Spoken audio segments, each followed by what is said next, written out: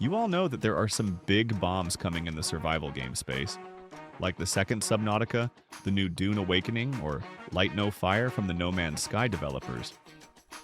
No argument, these games look awesome, but they've already been covered to death.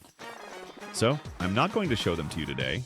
Instead, I'll tell you about 20 other games, still hidden from the public eye, that might just make their mark on this genre in the near future. You're on the Game Pulse channel, so let's roll. StarRupture. Here we've got a first-person view in an entire planet where regular Armageddon happens, with fire waves and bitter cold. The game world constantly regenerates. This isn't just set dressing. Each cataclysm changes the map, throwing in new gear and headaches, plus the game hooks you with its scale. 4 buddies, and that's you and 3 friends, can mash up crowds of alien monsters together, build factories like in Factorio, and explore beautiful landscapes until the next boom comes from the star. Basically, the gameplay is action-packed. You build conveyor belts, dig mines, fight off hordes of mobs attacking your base, and don't forget about survival.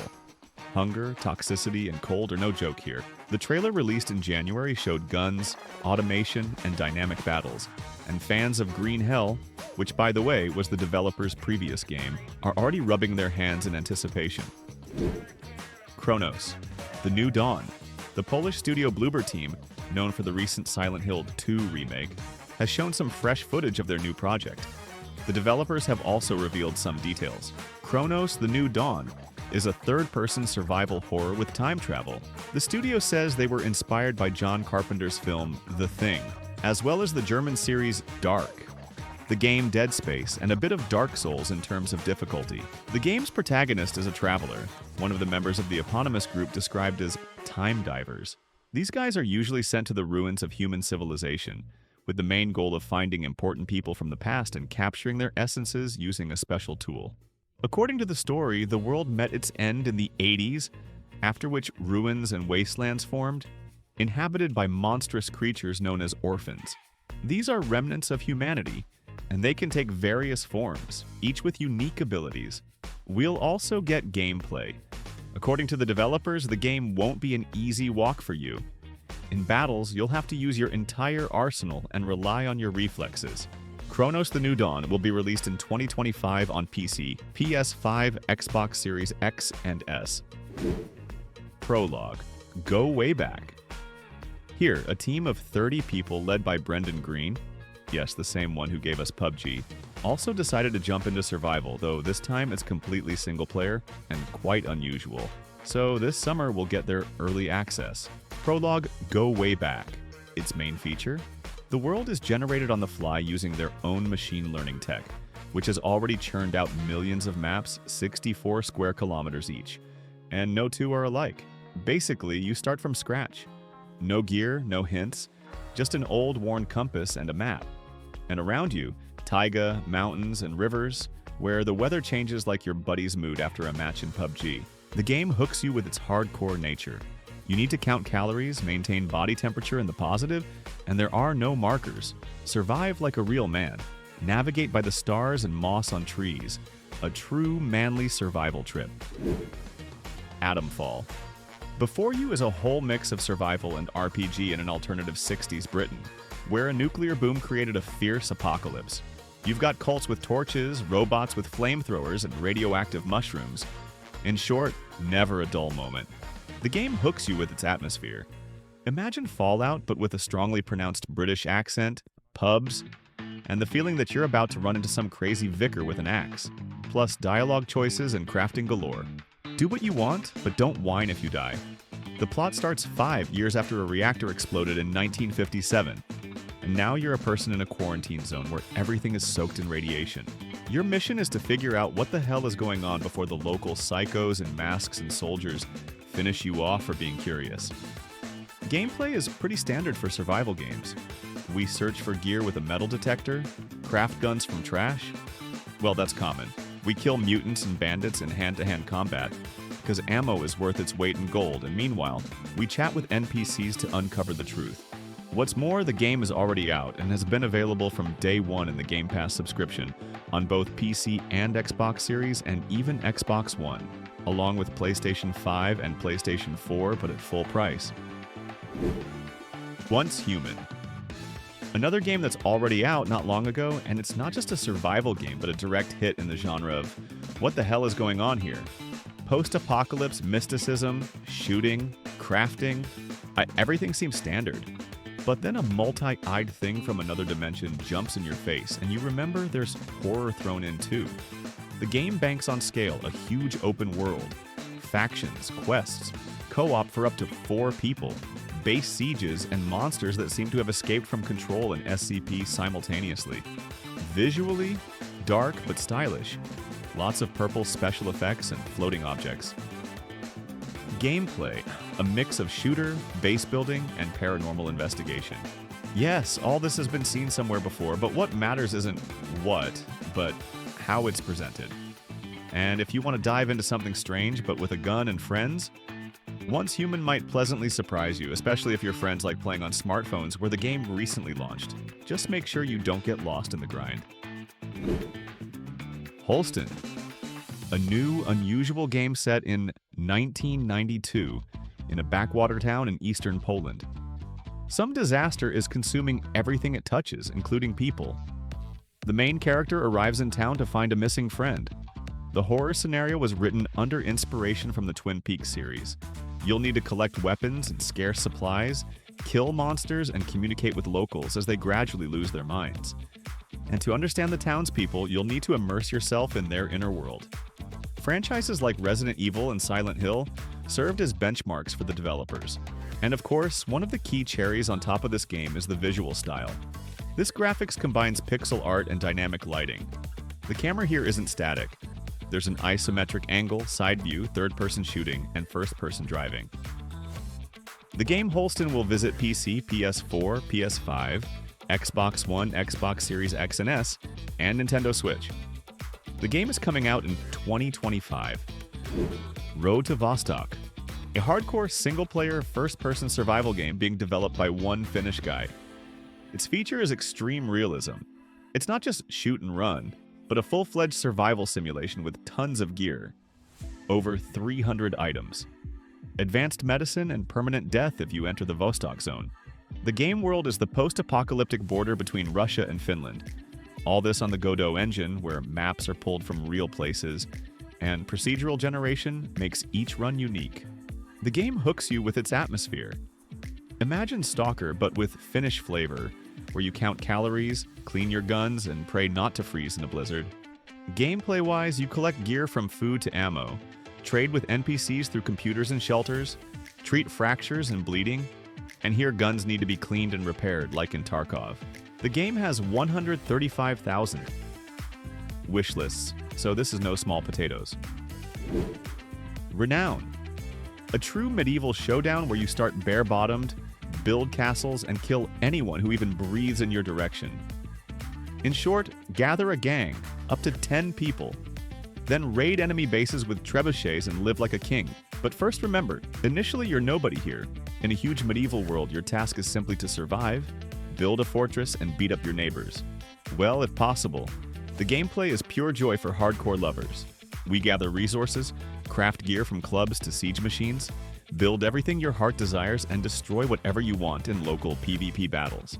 The December 24 updates showed new animations and raid modules where you can quickly jump into battle, and 63,000 wishlists on Steam suggest people are anticipating it.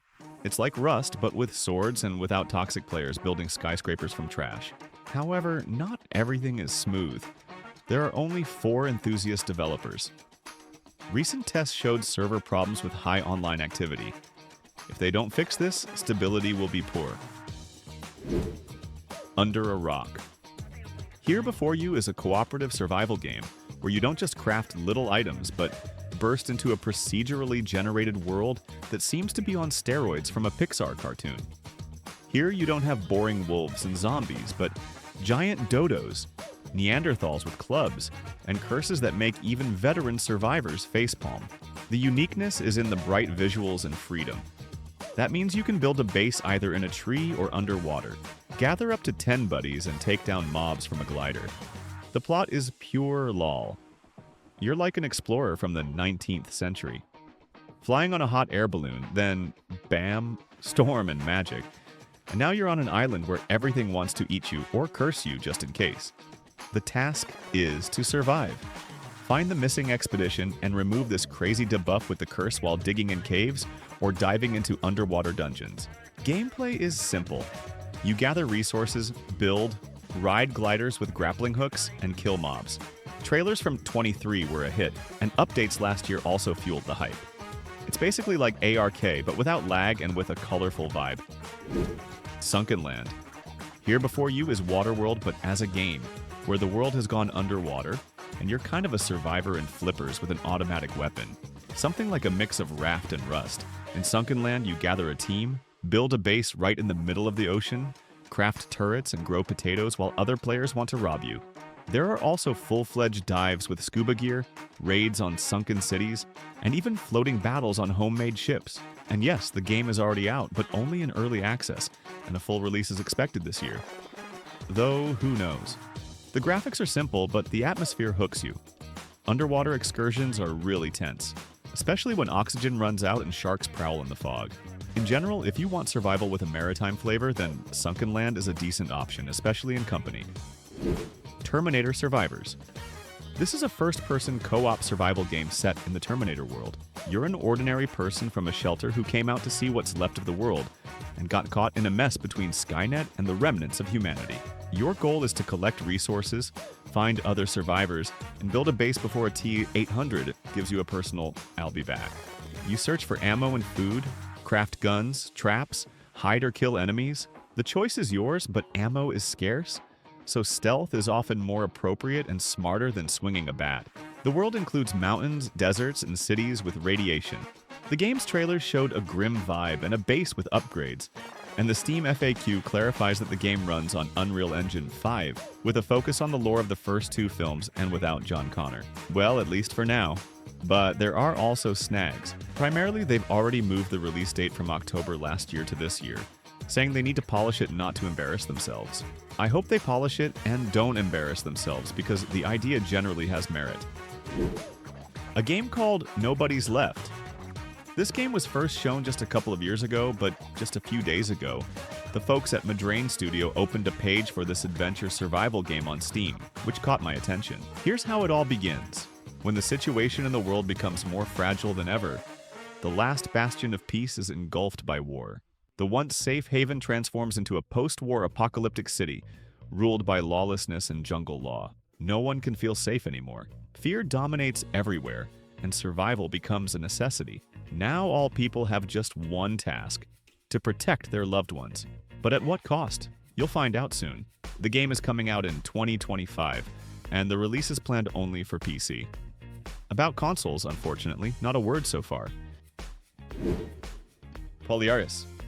Its uniqueness lies in combining a harsh post-apocalyptic Arctic setting with the unusual mechanics of skiing, which sets it apart from typical survival games.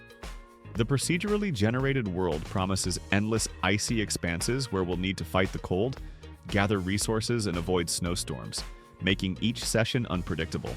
The plot puts you in the role of a polar engineer who finds himself on the border of Norway and Russia at the moment of a nuclear boom, which thanks to Arctic isolation didn't destroy you directly but cut you off from the outside world.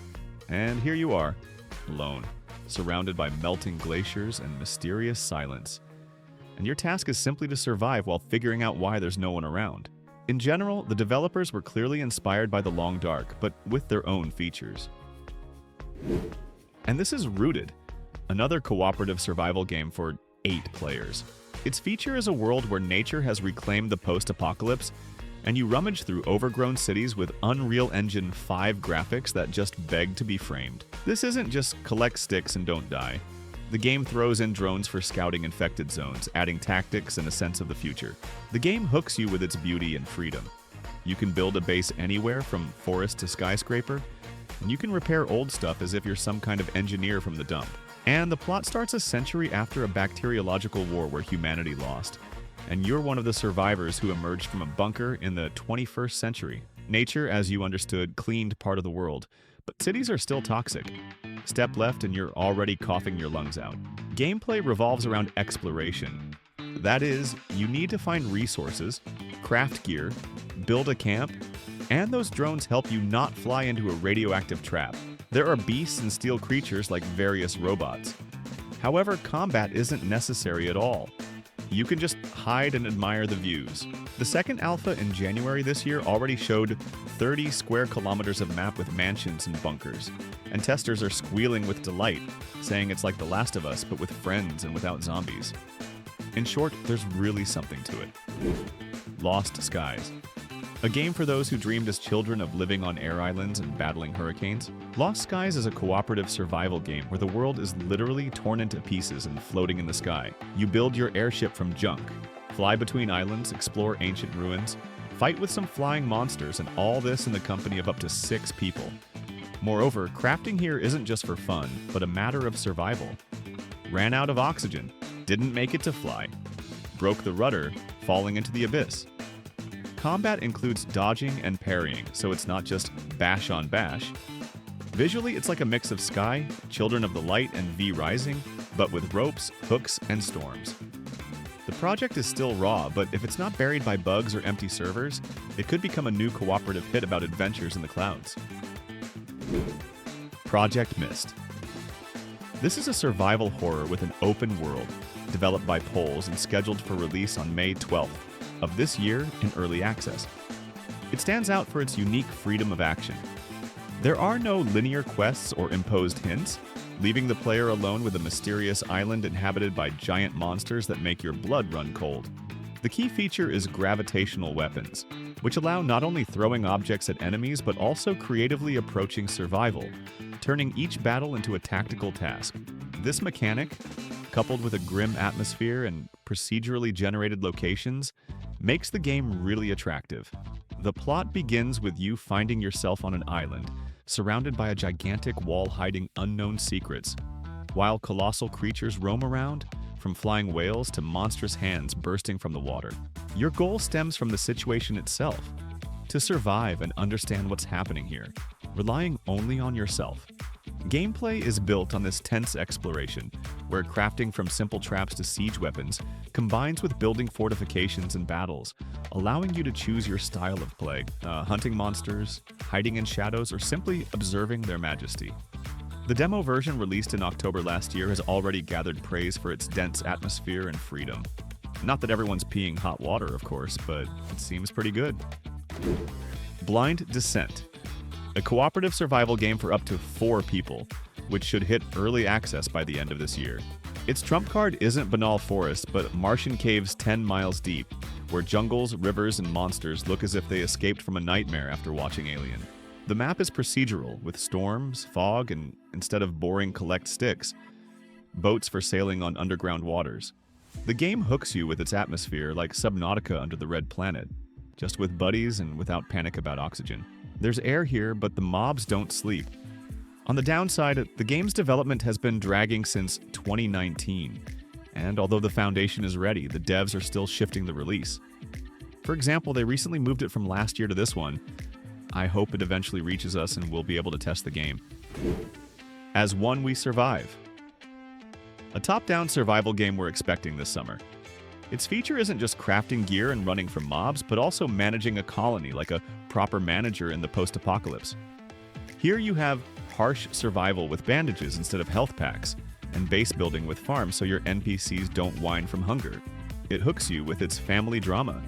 The plot throws you into the shoes of a father in post-apocalyptic America, where after a pandemic and power outage, your daughter is coughing so badly it breaks your heart. Now you need to find medicine in a distant hospital, making your way through ruins where every second person is either a looter or just crazy. Gameplay looks like this. You collect resources, build a community, repair weapons that break at the most inconvenient moment, and heal wounds with sleep, not magic health packs. In short, it's like State of Decay, but with a top-down view and no zombies, but with bandits and wolves ready to bite everything off you. And visually, by the way, in my opinion, it looks cool. Somehow really cozy, you know? Blight Survival. Here before you is a full-fledged extraction light with notes of survival. In a grim medieval setting, where you and your buddies kill zombies and knights to reach the source of blight. It's a kind of infection that turns everyone into monsters. Here you have skillful combat with swords, axes, and bows, and procedural locations where each sortie is like a lottery. Either you carry loot or lose your head. The game hooks you with its vibe. It's as if Dark Souls and Tarkov decided to throw a party in the 14th century, and Unreal Engine 5 added graphics to make your eyes happy.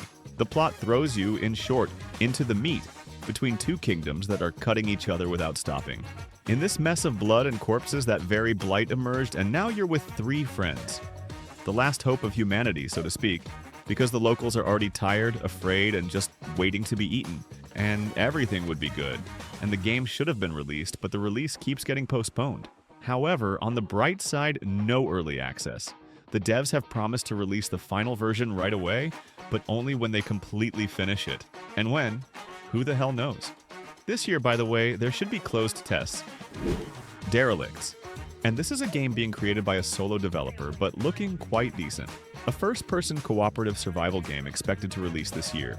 Its uniqueness lies in combining classic survival with an emphasis on exploring natural resources, water, wind, and sun for generating electricity, which is rarely seen in this genre.